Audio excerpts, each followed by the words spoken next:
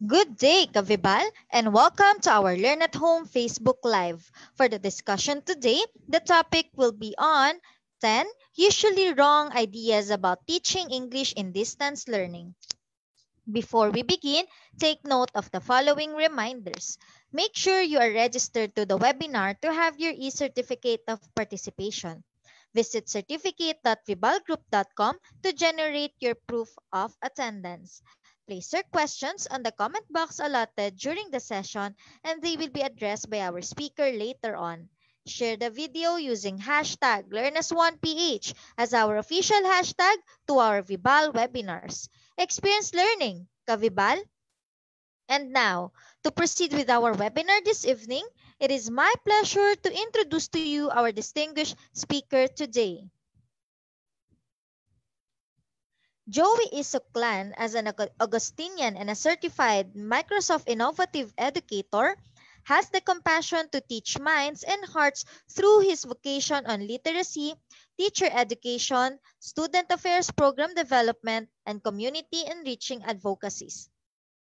He is a trainer of student leaders, future educators, and as well as teachers in some schools at Bacolod City. He had attended various international and national trainings and seminars pertaining to content pedagogies and strategies in teaching language and literature. He is a native coming from the municipality of Pontevedra, Negros Occidental. He finished his bachelor's degree in secondary education, majored in English at Colegio San Agustin, Bacolod, where he was nominated as one of the most outstanding Augustinian graduate and awarded with Latin honors. Currently, he is finishing his Master's of Arts in Education, majored in English at La Carlota City College, La Carlota City, Negros Occidental. Further, he is a licensed professional teacher and an active member of the oldest religious group in the Philippines, the Cofradía del Santo Niño de Cebu, CSA-B chapter. At present, he is connected with Colegio San Agustin, Bacolod for almost 5 years as a junior high school teacher and a part-time college instructor. Having served the institution in this range of time, he embodied the core goal of an Augustinian education, and that is virtu et scientia, the oneness of mind and heart. Last year, he was appointed as the Basic Education Department Sports and Culture Coordinator as well as the advisor of Student Affairs Organization. Ladies and gentlemen, let us all welcome Mr. Joey Suclan.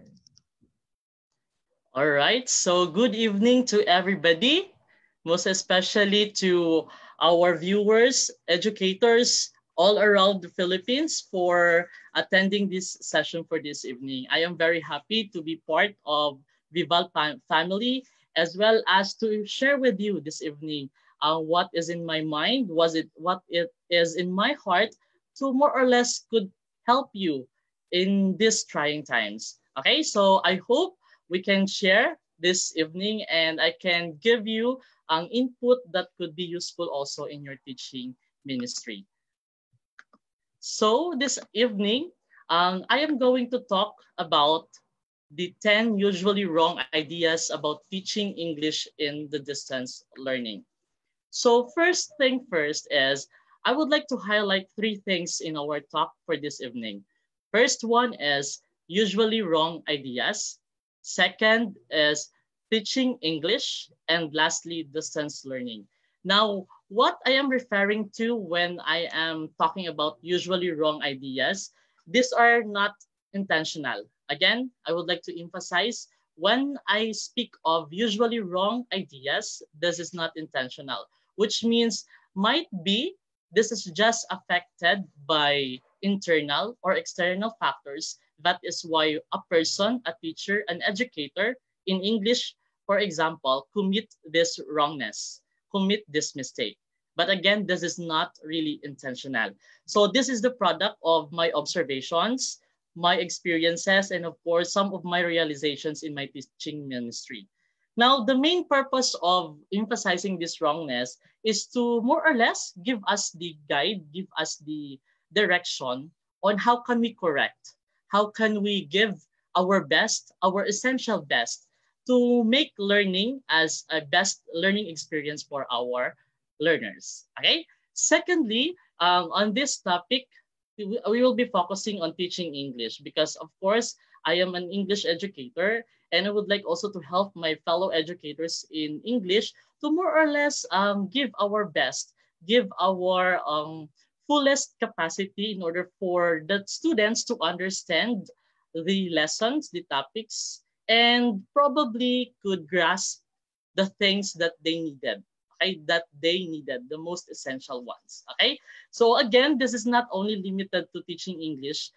This could also be applicable to some of the learning areas. All right, sige.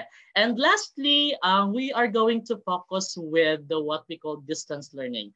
I know we are all so overwhelmed, feel so nervous, or feel the anxiety because of the changes, because of the different things that are happening right now, not only in education, but all the systems that we are going through every day are actually having changes or innovations. So as a whole, these 10 usually wrong ideas about teaching English in distance learning is a session for all of us for practical tips in achieving meaningful outcome at the end. Okay, so once again, this is Sir Joey, and we will now start to go through with the 10 usually wrong ideas about teaching English in this distance learning. So to start with, this is my question to everybody, most especially to our educators out there. If you are seeing us live on Facebook or seeing us on any applications there, if you can go or can comment something, please tell the world, tell the Philippines, what is your philosophy in teaching? You can use the hashtag like hashtag proud behaviorist, hashtag proud pragmatist, hashtag proud existentialist. Now again, go back to yourself, evaluate to yourself. Before this pandemic, what is your philosophy in teaching? Again, before this pandemic, what is your philosophy in teaching? Now after that, ask yourself, are there changes because of this pandemic? Are there modifications? Are there innovations in terms of what your stand in terms of teaching or your philosophy in teaching? Are you really affected with the things that are happening right now? All right. So please answer within yourself so that you can evaluate really what is within you. Okay, let's start what is within you. Now, after that, if your answer is yes, if your answer is yes, why are you affected? Why are you affected? Or why is there a change in terms of your philosophy in teaching? Find the reason why you had that kind of changes, why you had that kind of innovations in terms of your philosophy in teaching. And if your answer is no, how did you address this situation? Why is it you are remain, you are still, you are just the same, having the same philosophy teaching face to face or virtual or in this distance learning.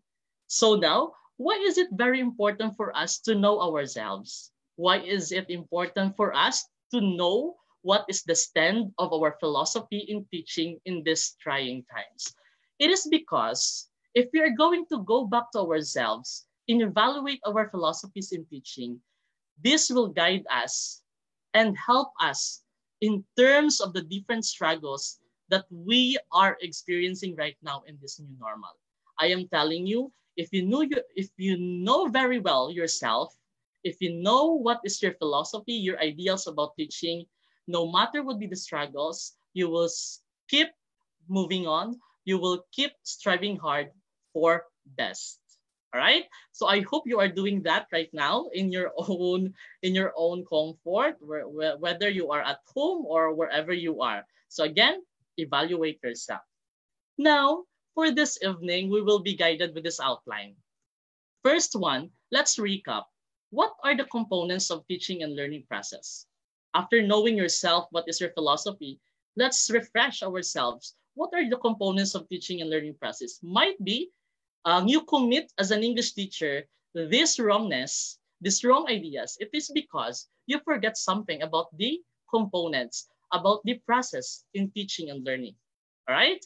Sige. Now, secondly, we will be spotting the difference between normal and the new normal education. I know most of us, most especially those educators who are attending a lot of webinars, you are actually having a lot of ideas about this. But again, I will be touching and tapping this particular idea so that we could process the problem, so that we could process the situation or the context that we are going to apply the solution in these problems. Third, we will identify the different struggles or problems and might be some of the effects in teaching. Okay, so this is in teaching. I am not referring only to English, but it could be applied to any other learning areas.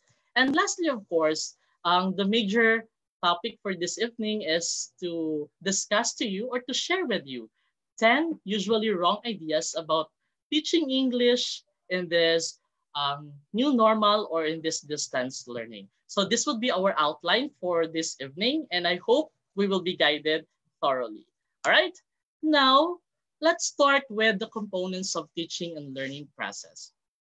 When you say teaching and learning process, the main goal is let your student or learner learn something from you, right? So again, the main purpose of teaching and learning process is learning. And if we'll try to define learning, it is the change in behavior. It is the change in behavior wherein a student can see and understand the differences of everything or of the things that he or she encountered and could apply a good decision to it. That is a good learning. That is the definition of learning. Now, what are the different components in order for us to really give our students a good learning? First one, of course, let's go back to our content or what we call curriculum. As of now, of course, we are using the K-12 basic education curriculum or the enhanced basic education curriculum. And with that, actually, our students are being prepared for a global demands, for a global society. And that is actually very amazing and very very significant thing for us teachers to help our students to become globally competitive and be able um, to get a good job after graduation. Okay, so with the use of this content and curriculum. Secondly, second component is the what we call course design or the learning environment. So when we say course design or learning environment, of course, it is more of how we go about with the atmosphere of our teaching and learning process. Okay. The third one is the students or the learning itself. And lastly, of course, the teaching or the pedagogy. The teaching or the pedagogy. Now let's try to unleash the different components of teaching and learning process. First one, content or curriculum. What is really the gist of the content and curriculum? Take note of this, my fellow educators. This is the totality of what is to be taught. These are the facts, the principles and concepts, the knowledge, skills, attitude, and values that we are going to impart to our learners. So, in short, content and curriculum should always be there, number one priority in our instruction, in our teaching and learning process. Either it could be in a face-to-face manner or it could be in a virtual world. Again, our content and curriculum should be our first priority. Secondly, what do we mean again when we say course design or learning environment? So when we say course design or learning environment, take note of this definition. These are the physical or virtual settings in which learning takes place. So if you have noted, this kind of information actually was given before the pandemic, but still, it is already noted that it could possibly in virtual sense. So there is already a great chance that we can still deliver education though we are not having the face-to-face, right? So this is the course design or the learning environment. So this one could help the content in the curriculum to more or less help that learner be molded in a very nice environment, in a very nice manner, wherein in that process, values, morals, ethics is also involved. Okay? Now, let's move on. The third one is the students or the learning. Actually, they are called the central focus of the process because again, they are our respondents, they are our subject. We need to cater all the needs of our learners. And take note, our learners are in different shapes, in different sizes, in different attitudes, attributes, and many more, social backgrounds, and many more. They are very different individuals. But take note of this. I know you can relate to the experience that among your students, there would always be one, two, or three that are very good, very outstanding, exemplary. However, we cannot deny the fact that there are also students, one, two, or three, or more, that are also not that exemplary, not that very good or good, right? But still, take note of this. They are all equally unique, which means there is something in them that might be not present to these exemplary students, right? So we are here teachers to more or less give ourselves to them, to guide them wherein they can use and utilize their own capacity to make learning as their platform to attain success in life, all right? And lastly, of course, is the what we call teaching and pedagogy. Now, in terms of this one, this relies on actually on the delivery of the teacher because this is an academic discipline. This is how knowledge and skills are imparted in the educational context. So if we'll try to emphasize and try to relate this one to a particular process, this is actually how we cook something, how we impart something to someone, right? So for example, you want to teach your brother or your younger brother or younger sister how to cook. Of course, before you will really teach the best way how to cook, you need to possess the skills, diba? You need to possess the skills that you really know how to cook, or else it would lead to something else, and that is so alarming. Might be it can cause misdirection, or shall we say the food is not that delicious, or other way around. Okay. So again, these are the components of teaching and learning process. So recap again, what is my personal philosophy in teaching, and what are the different components in teaching and learning process. Now, let's move on to this one. Let us compare and contrast the things about normal and new normal. So when we say normal, of course, this is more of face-to-face. You can see your student. You can actually give a feedback directly or immediately with an eye-to-eye, with a particular gesture or nonverbal cues. However, when we say new normal, um,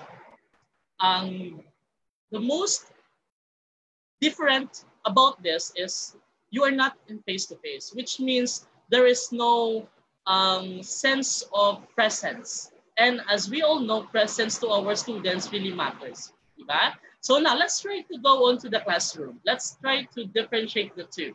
Now, when we say classroom in the normal or traditional, we have physical. It is limited in size, more or less 35 to 45 students in a classroom. And usually, always it is in synchronous.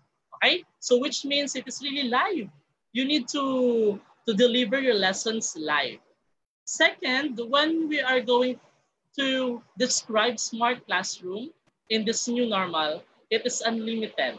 Why unlimited? Because anywhere, everywhere they can go, they can just open their cell phone or laptop, then they can contact you. They can be part of your class, diba? Anytime, anywhere. So these are the differences in terms of classroom.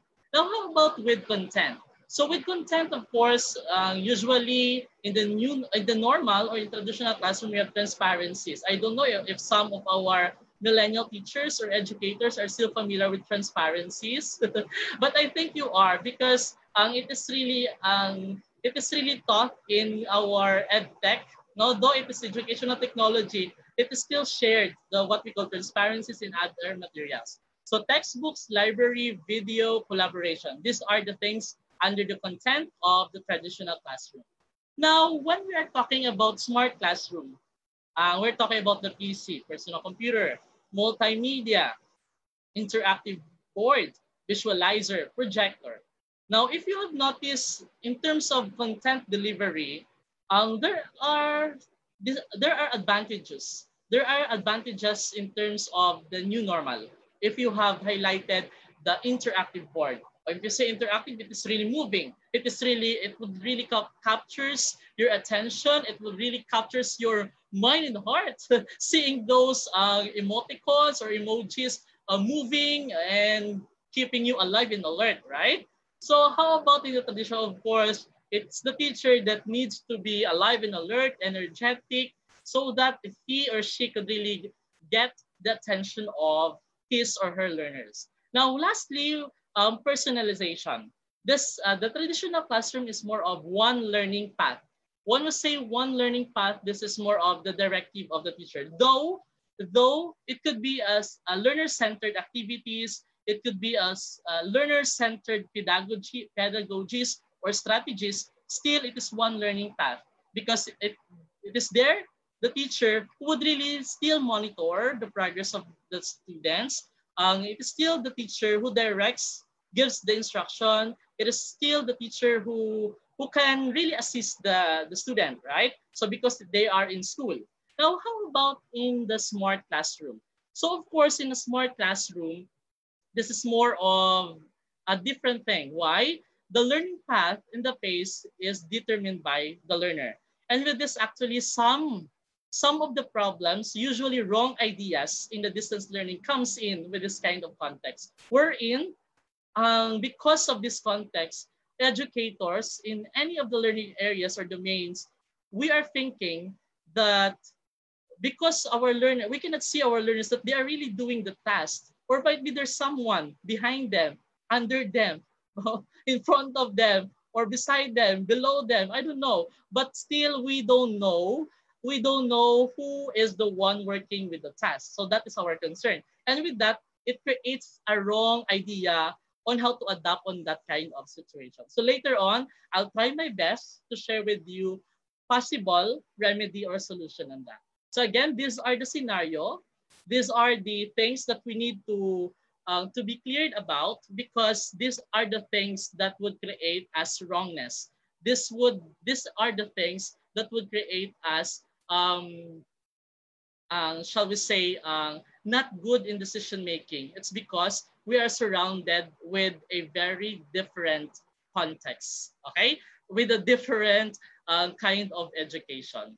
So now let's have this one. So I have here a diagram that would give us the direction on what is really the feeling of the teacher right now. I don't know if you will agree on me, but this is my feeling. This is my realization. These are my experiences somehow with the adaptation of the new normal. Of course, first one, we have this new normal.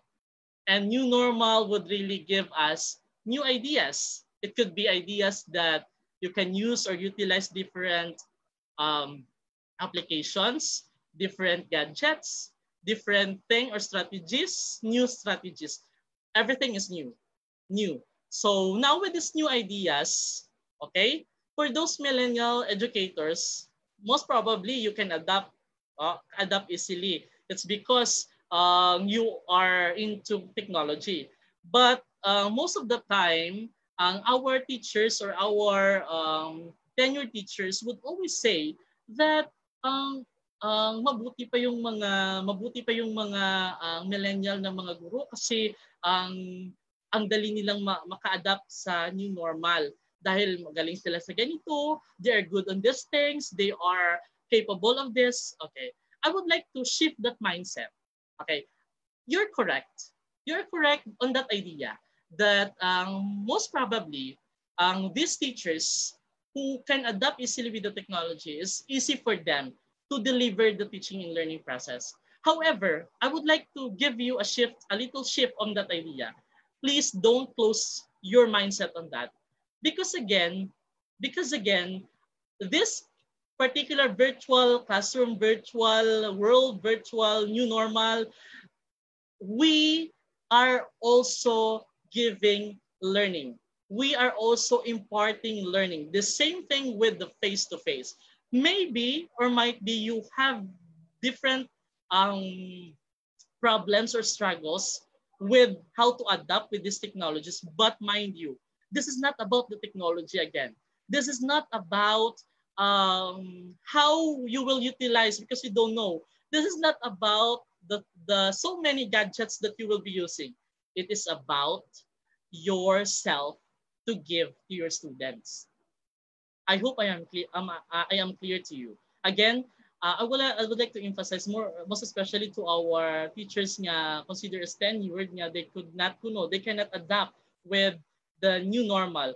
I would like to give you a positive note on that. No, you can still adapt on this if you have the drive and the urge, okay, the motivation to adapt to these changes. There is no impossibilities, right? Now, however, of course, we know in practical sense that because of these new ideas, this gives us new and more challenges.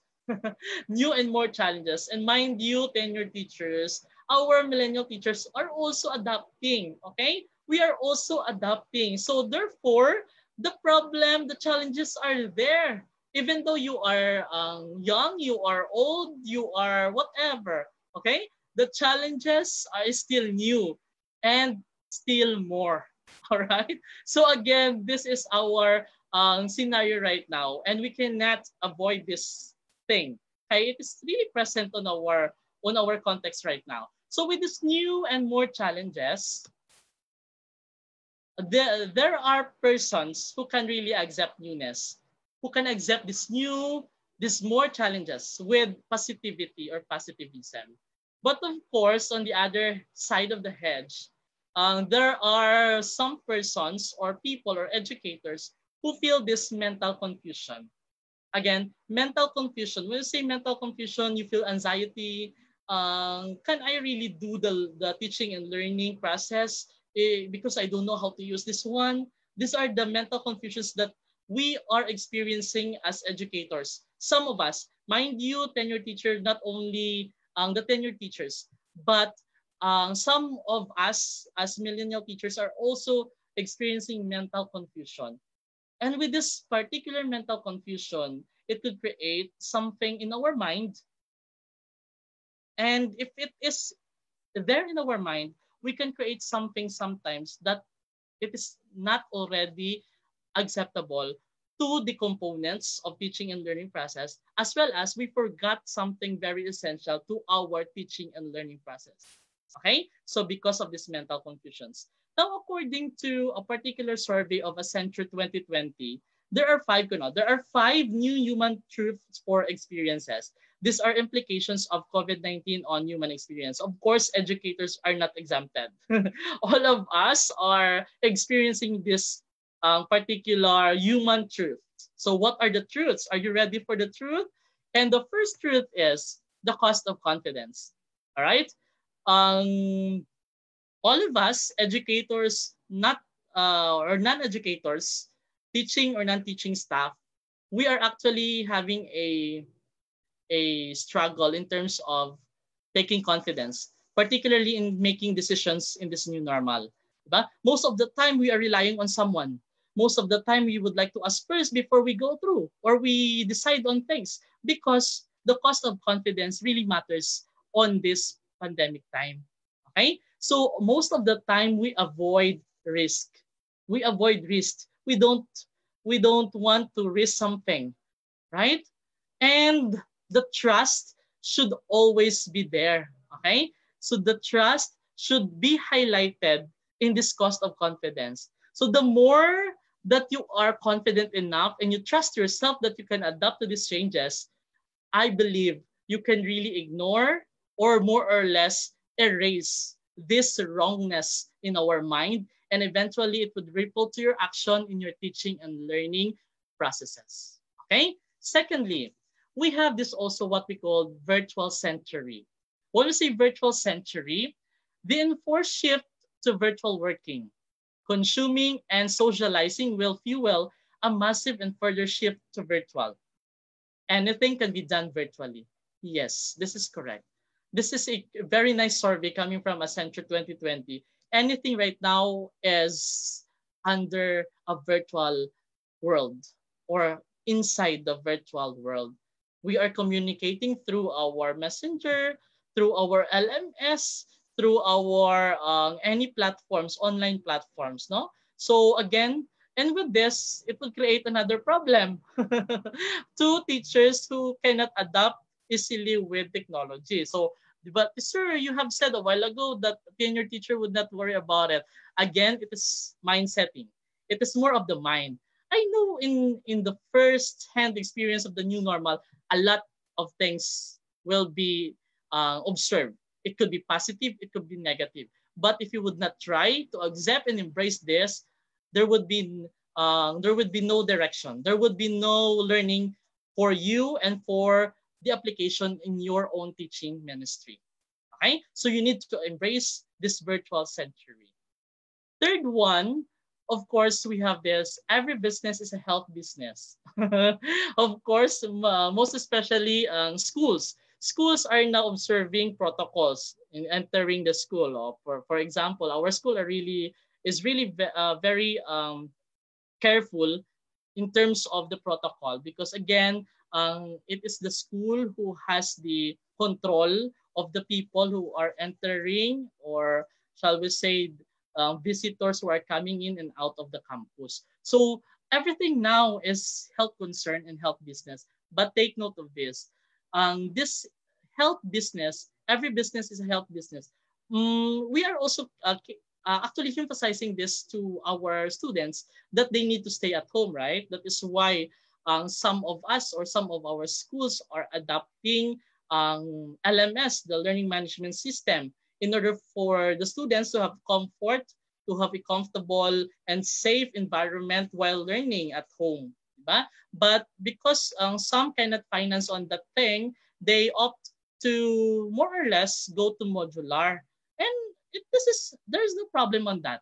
Still, It's because of the health risk that we are facing right now.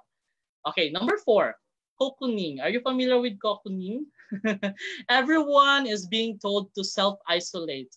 Means a return to home as the epicenter of life and experience. So in this note, the teaching and the learning process is not all about the teacher.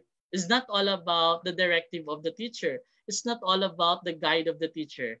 It could, in this kind of situation right now, it is more of partnering, partnering of the home with school and other linkages.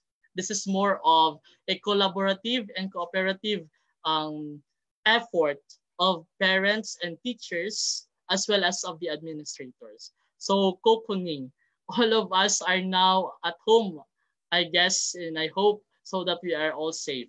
Okay? And lastly, this is the the major shift in our human truth right now. The reinvention of authority. So dependence on experts and strong government recommendation, plus if executive powers to start resolving the pandemic backed by citizen compliance lends real weight to central authority. So the sense of having authority or dependence on experts. Okay, so in this time, it's not about who is higher with us, who is on above us. This is more of who are experts in terms of this pandemic, and we need to abide with their regulations and protocols. Okay, so these are the 5 human truths. So now, with these 5 human truths that I have presented to you, this give us this mental confusion, right? That I have mentioned a while ago. This create mental confusion, most especially to teachers. So how about me? I don't have any Wi-Fi at home. How can I be a teacher? How can I still impart learning to my students? How can be part of my institution if I don't have laptop? Diba? These are questions. These are problems. These are actually physical struggles. But the worst struggle is actually within us. If we forget our own philosophy in teaching, when, for example, when we have, go back or let's return to the face-to-face mode wherein you really believe that I am a behaviorist. I react on a situation wherein there is a stimuli. Now, how about if I am facing the laptop right now? I am facing the laptop right now. How can I apply the philosophy of being a behaviorist? How can I react on a situation wherein sometimes I have experienced, okay, John, please answer my question number 2. John, are you still there? John? Okay, that is the script. That is the script of a teacher, right? So in that sense, there is really a what we call mental confusions to all of us. Okay?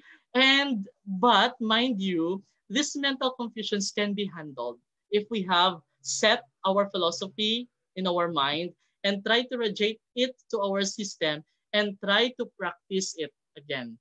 You can modify your philosophy in teaching in order for you to adopt the new normal, the sense of new normal. But you are not really required to change, to change you as a teacher, to change as an educator, or to change your philosophy of teaching.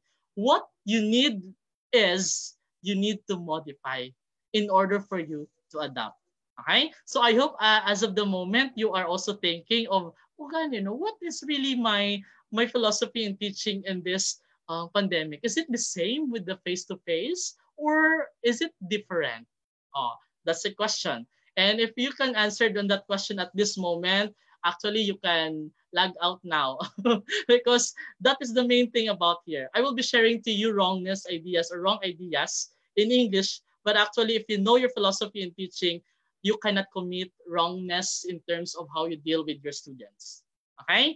So again, those are the 5 human truths in this COVID time.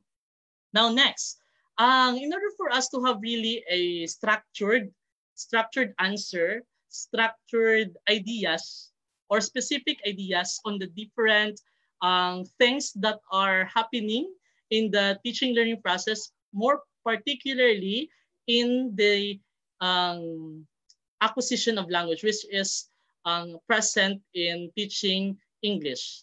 Okay? Now, I have classified these 10 usually wrong ideas into our 4 components of teaching and learning process. So I have classified it accordingly so that we would know really, okay, this particular wrong notion or idea should be changed because it would really affect my content and curriculum. Okay? The same thing with the course and design, with the teaching pedagogy, with the students learning, and the rest. Okay? So I have classified and clustered this into 4. All right? Sige. So I hope you are still good there listening to our session this evening.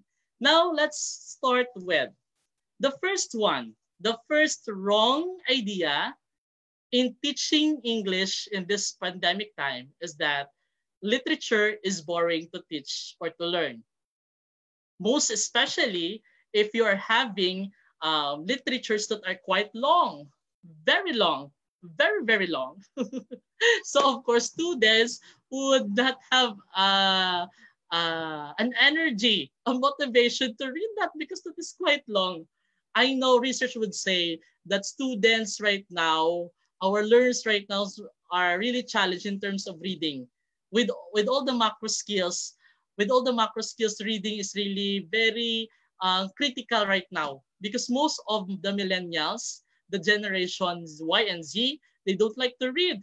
And with that, how can you teach literature without reading?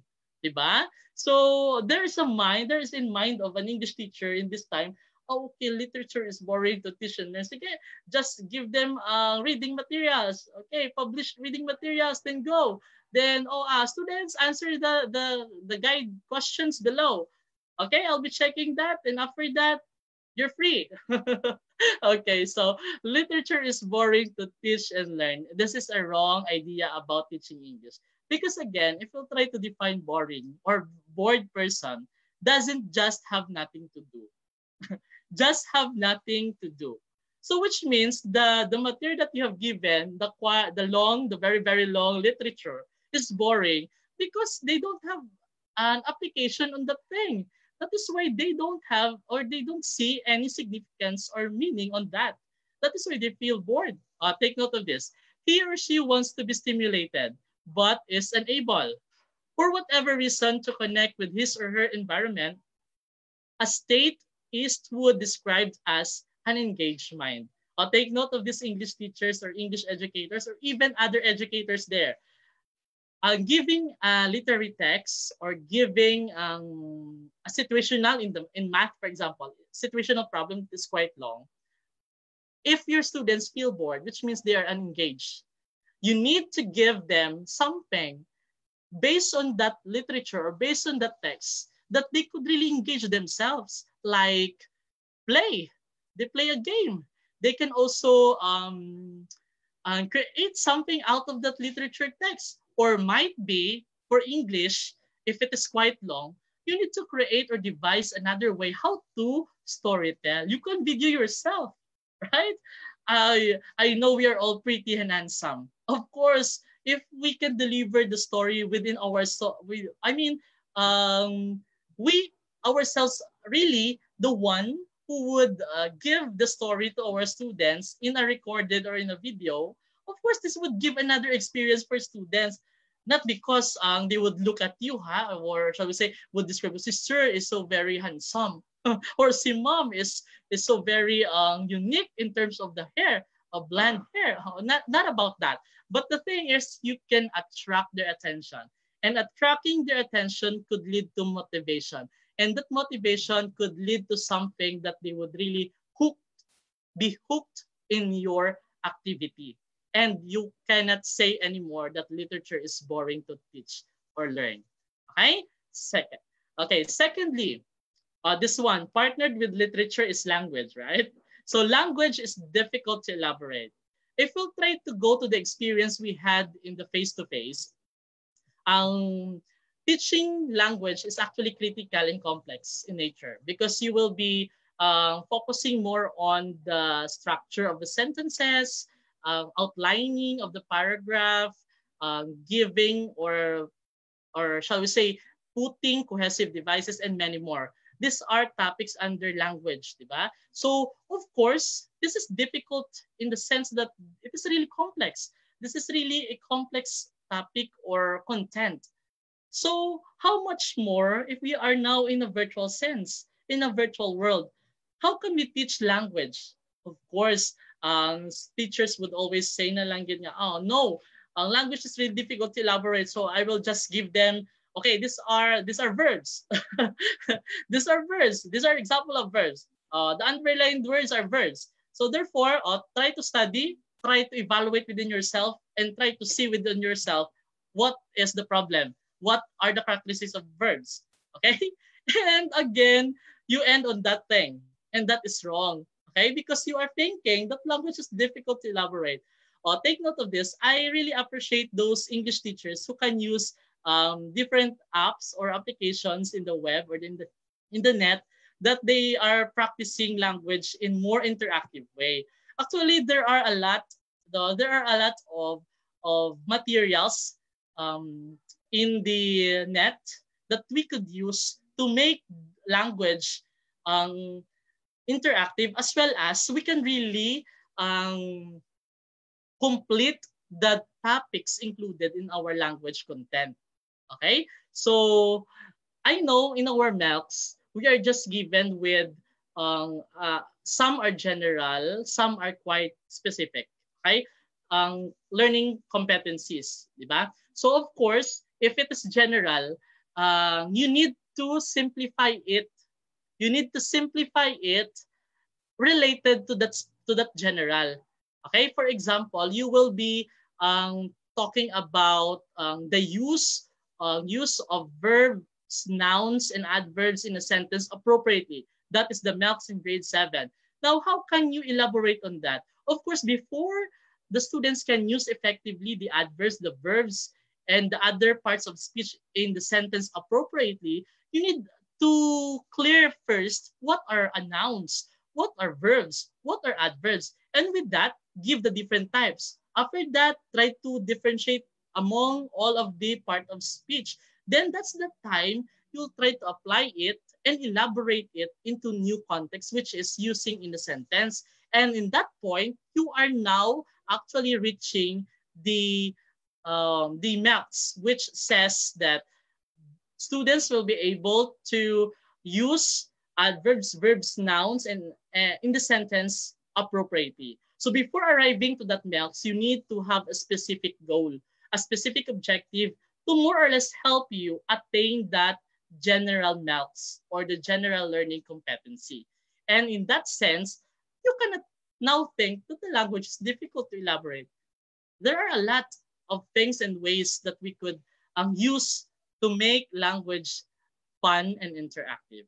Okay, third one, under the content and curriculum still, macro skills are at stake. Okay, what do I mean with this idea? Of course, in the face-to-face manner, English teachers can really see and give feedback directly to the learners. Example, he or she has this listening task. So of course, he would know if a particular student is really listening to the task or might be having another task. Okay, now the challenge here, how can I test, how can I assess and evaluate the listening ability of my students in this virtual sense? Or the most unfortunate thing pagid is, how about in a modular sense? How can you test or evaluate the listening test or the listening skills of your learners? Diba? Quite a big question. Now, take note of this. We are now adapting to what we call independent learning, right? Though it is independent learning, but still we need to have feedback. We need to have a sense of presence, active presence to our students. If it is modular, provide students listening activities still that they could listen to and they could react to. Though you are not really present on that time in that period, but still your activity would lead the student and would feel the student that you are still present. And take note, Always give feedback on that. Okay? So macro skills are at stake. Yes, this is actually correct. But again, if we'll stop on that notion that macro skills are at stake from the start of new normal until the end of the school year, therefore, what happened to our macro skills? What happened to the listening, to the viewing, to the reading, to the writing, the speaking? What happened? So of course, we need to cater these macro skills. Okay? So am I clear? All right. So macro skills are at stake, but still we have ways and means to address these things. Number 4, this is true. This is partly true in my own experience. Example, number 4 is the notion of limited assessment due to limited schedule. Of course, in these trying times of pandemic, in a virtual sense, we are having a limited schedule. For example, in our situation, in my own institution, we are just having cycles. For example, 2-week cycle. Then within the 2-week cycle, you will only have within a week the 2 hours for your live session, and the rest are asynchronous, di ba? Asynchronous, and that is the only time you can have your synchronous. Of course, with this 1 week or with this 2 weeks that you had that you have given by the schedule, you will really think that you will be having a limited assessment. Okay? Now, how can we address this one?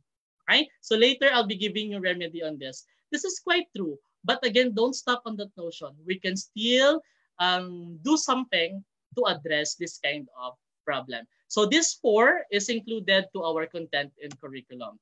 Now, this would be our possible answers to the content that I have presented a while ago. So first and foremost, you need to draft your curriculum guide. So actually, I am sharing right now our own guide the guide for the curriculum guide, or the draft, or the shall we say the layout or the content of our map, because I would like to share this one because this is really unique. This could really help our teachers to plan for the rest of the things that will be happening in your class. Okay? Now after drafting, if you've noticed in our curriculum guide, first one is the week. Second one is what are the most essential learning competencies given by the DepEd. And with that, you need to draw or list or make or create another learning objectives, specific objectives that would lead you to reach your most essential learning competencies, right? Now, you need also to note your content or the topic. Okay? Then this part, you need to provide learning activities. Of course, in providing learning activities, you need to use a flow or a procedure. You can use 4A's. In our part, we are using 4A's. But as I am using this one, as you have noticed, may engage, explain, apply, share, reflect, extend on my presentation. This is actually one way on how can we go about with our learning activities. First, we need to engage, then explain, then apply, then share, reflect, extend. You can also use that one. You can also, your format in your school. Okay? But you need to be specific on the learning activities that you are mentioning on this curriculum guide. Now, make sure to counter-check the LOs with MELCs. The LOs here with your MELCs. If it is really relatable, or if it is really directed to answer the most essential learning competency. Okay? Next one, create learning activities anchored to MELCs, and it should be varied to address the different macro skills. Now here, using the curriculum guide or curriculum map that you have created, you are actually guided.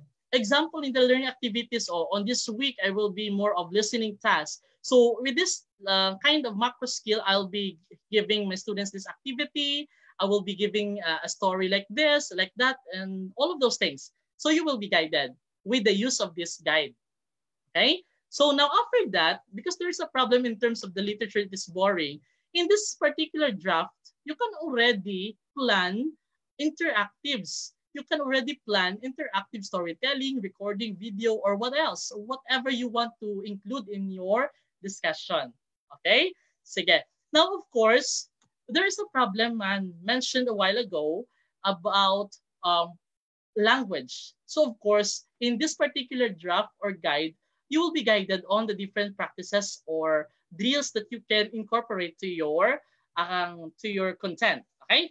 And lastly, this is the most important thing: assessment. This one, your learning objectives should always be assessed at the end. Okay, again, all of your learning objectives should be assessed at the end. So if you have this kind of draft or curriculum guide or map, you will be guided from the start, from the maps, going to your assessment and to your reference. In this reference, actually, you can include the URL or the address or the, if it is online, if it is in website or net, you can use this one actually. You will be putting the link for you to go on that link or go to that link if you are scheduled to utilize those things, right? So again, with this kind of curriculum guide, you will be directed with all of the things. Okay, next. What are add-ons? So why is it is important for us to include the macro skills? Okay, it's because it is really incorporated in the LAMP or the Language Arts and Multiliteracies curriculum, the listening, speaking, reading, writing, and viewing, that these are serve as building blocks for understanding and creation of meaning and for effective communication across curricula. So of course, without or the absence of any of the macro skills, there is a problem in terms of making meaning. And we know as future educators, it is very important really to make meaning in terms of our teaching learning process. Of course, be mindful of your tasks. But on our learning activities, you will be giving tasks. So what are the things you need to emphasize in your task? First one, this is according to Doyle. A goal, there should be a goal or a product.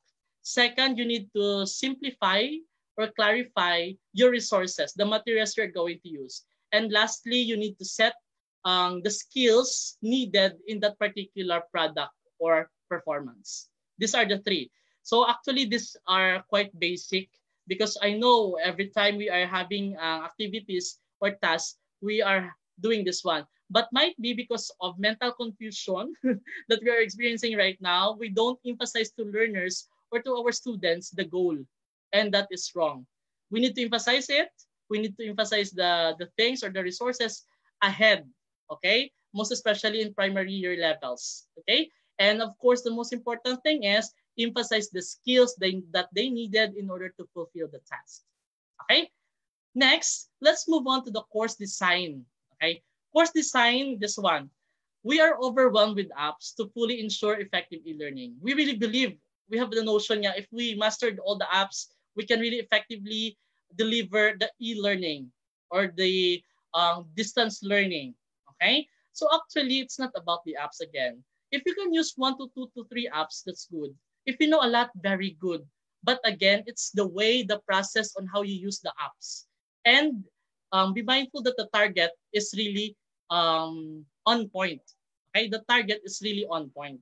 And what would be the possible remedy for this? Because you're overwhelmed with apps, you need to be guided with this model by Smaldino, Lothar, and Russell 2008, the Assure model. This is actually our guide in choosing instructional materials, like we will be using educational technologies. Now, so first is analyze learner characteristics. Second, state your objectives. Is it really related to your objective?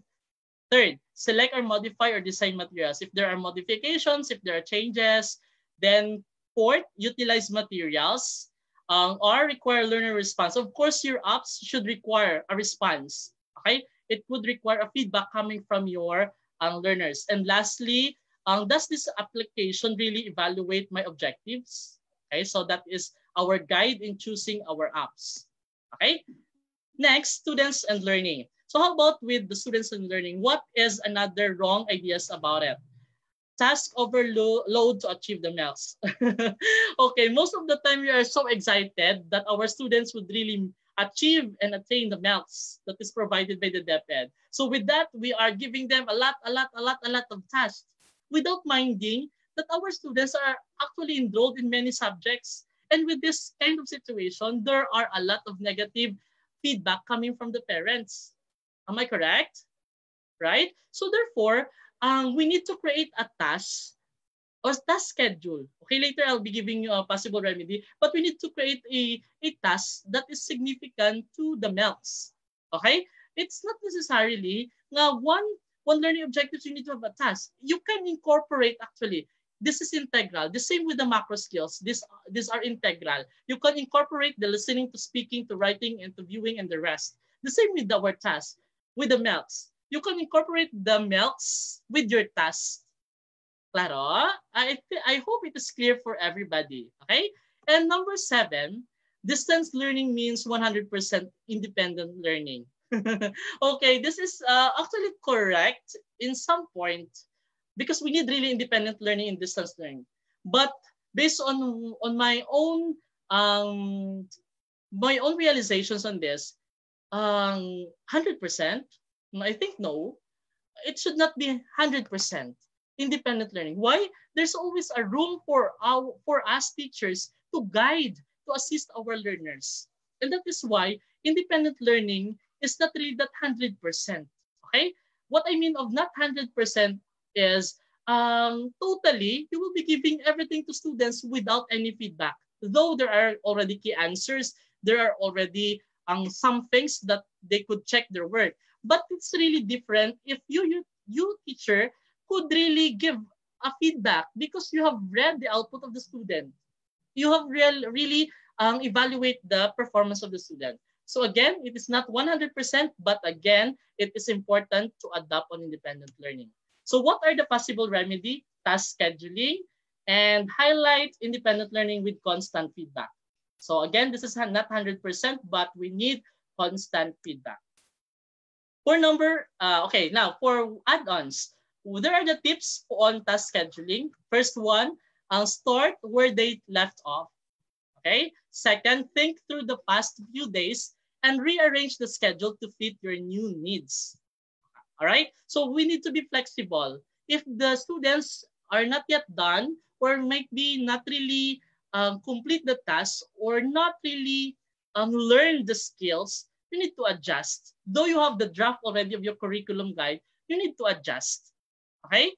Create a visual schedule for children and parents um, to give them direction. So in my experience, for example, usually we adapt actually an LMS, a learning management system. So every Monday, in order for me to give a visual schedule for my children, usually in my class, in literature class, I usually greet them with a good morning, good greetings, or like that. Then I would like to emphasize the things that will be happening in the week. For at least in that sense or in that point in time, I'm reminding them that they are expected to do this one, to make like that, and to be prepared of that skill. Diba? The same thing with our parents. They will not actually complaining to your principal or to your administrator that the teacher is just assigning it a day, then tomorrow will be the submission. Quite different, and it would create a problem. Okay, you need to have a task scheduling. And secondly, second add-on, so this part is we need to have these 5 strategies for independent learning. First one, build relationship with your students. Gain their confidence and trust. Okay? Second, establishing routines. Create a system or organization in your class. Third, give students an authentic audience. This is what I'm referring to feedback. Most of the time, we are not with our students, but we can still be authentic audience if we give them feedback. Okay? If we give them response. Fourth, provide students with a voice and a choice. Okay, listen to what they need, to the things that they have a problem with or difficulty with. Okay, provide them a voice or a choice. And lastly, unleashing student creativity. All the tasks or the independent learning activities should be creative in the sense that the students will be creative also enough to fulfill the task. Okay, next one, number 8. This is more of the feedback. Believing and applying the less talk, less mistake feedback. I will not give my students a feedback. More or less, the parent would give a complaint on this or like that, or okay. Those are just in your mind. But if you'll try to give a feedback to the student, they will be guided. Okay, they will be guided. Now, number 9. Number 9 wrong idea is fixed mindset on the fear for newness. Okay? Don't feel or don't have this fixed mindset in terms of embracing newness, because again, this is an opportunity. If you think that this newness would give us struggles or problems, correct, you're correct. I'm not saying you're wrong, but still, it is more of opportunities. Ang means of newness is making and embracing new things, and with that, we will be learning all together. Okay? And lastly, this is the worst thing I think if you have this wrong idea in mind, morals nowhere. All right? In the discussion, in the face-to-face manner, it's very difficult to integrate morals or lessons in our discussion, in our teaching and learning process. However, it is essential, difficult yet essential. So in this virtual classroom, we need still to emphasize morals and ethics values. We can use our literature. We are English teachers, right? We can use literature to bring them to value system, to bring them to beliefs, to bring them on faith. So with this, I am giving you this possible remedy and solution. First one, constant feedback is the key. Second, have a growth mindset. And lastly, the most important thing is use literature to express, use language to express literature and utilize literature to impact life. Okay? Make sure that the impact is positive, not negative. And of course, I am saying this not just my own opinion, but actually this could be found in TESOL standards. If you have read the TESOL standards, we have 8 here: knowing your students, appreciating their attitudes, planning, delivering, constructing knowledge, exploring and applying culture, assessing teaching and learning, connecting beyond the classroom. All right? Feedbacking, connecting beyond the classroom. It is tedious, it is tiring, but still we can. Okay? And lastly, expanding professional horizons. So these are the standards that I think would help us realize, okay, this is really theoretically based on possible remedy and solutions for the 10 mentioned wrong ideas about teaching English in this digital or distance learning. Okay? Sige, so I hope with these 10 wrong ideas, we can learn something. Okay? With these 10 wrong ideas, we can still be in a room of development or in innovation. All right? Sige. So to end, I would like to share this one. Okay, in order for us to really to explore meaningful learning experiences to our students on this new normal, we need a good partner at home, blended with the assistance of parents. And I would like to suggest this one, a very good activity or a plan, or shall we say kit made by Vibal, the Learn at Home kits, because this it includes academic books, supplements, test booklet, activity sheets, teach at home guide, and many more. Actually, teachers, you have a guide here. Okay, so what is this learning kit all about? Actually, this is a free online starter kit that contains printable supplements, activity sheet, textbooks, good for 10 weeks. So if you have noticed, the 10 wrong ideas could be addressed by this learning home kit. Diba? Now, this also give to continue providing structured learning to students despite the quarantine. And in this new structure of learning, it is parents who are more involved in student learning, and we need our parents, we need a particular material like this learning at home kit in order really to ensure that our students are learning meaningfully. All right? So I hope you can see more of the learning kits of Vibal so that you will be more you can use more of the activities and the materials that they presented on this learning home kits. Okay, so to end, I believe on this saying coming from our very own Saint Augustine: the main reason why we cannot attain true happiness is that we are filled with false ones. All right, so therefore, the key towards academic success of students is not about the correctness or wrongness of anybody. Again, it is not about the correctness or nor the wrongness of anybody, but it is on how significant is somebody to impact his or her best. If we don't have that wrong notion in our mind, I am very pretty sure that we can give best to our learners. And that is to eliminate the false ones on our mind and in our heart.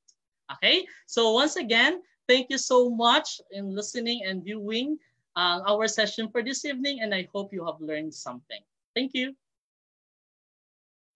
Thank you very much, sir. Now let's proceed to the question and answer portion.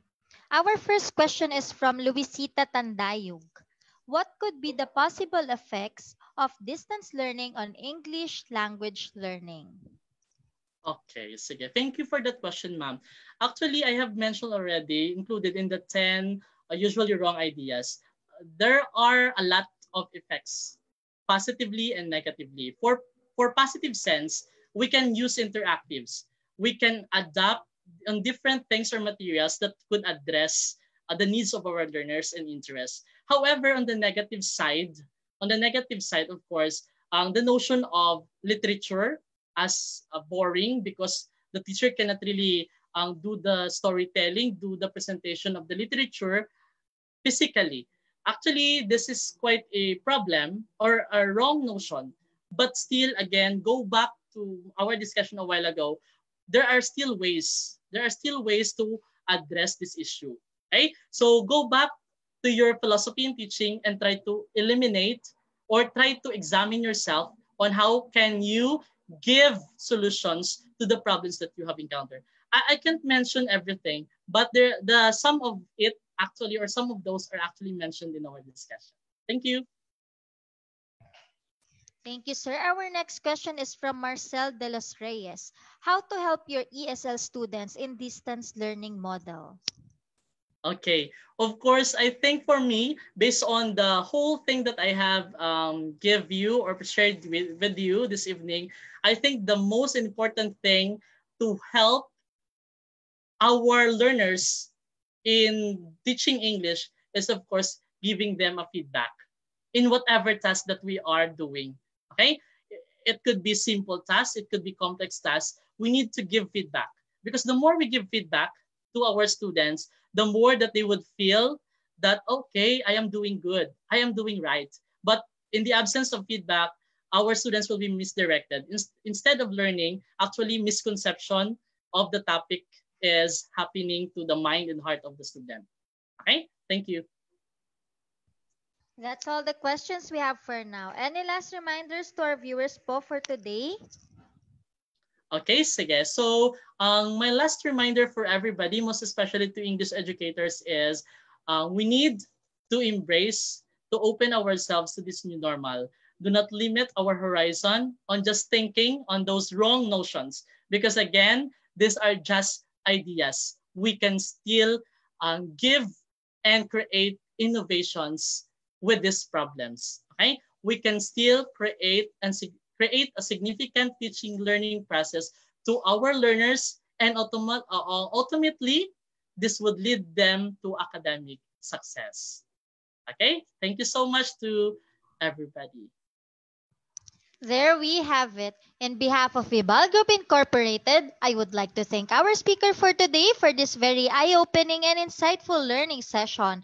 It is an honor to have you with us today, sir. And Thank you to so all our much. And to all our Kavibao viewers, all thanks to you for your continuous patronage to our daily learning session. Don't forget to register to get your e-certificate of participation. We also encourage you to subscribe and watch on our official Vibao Facebook and YouTube channel. Muli, maraming salamat at magandang araw sa ating lahat.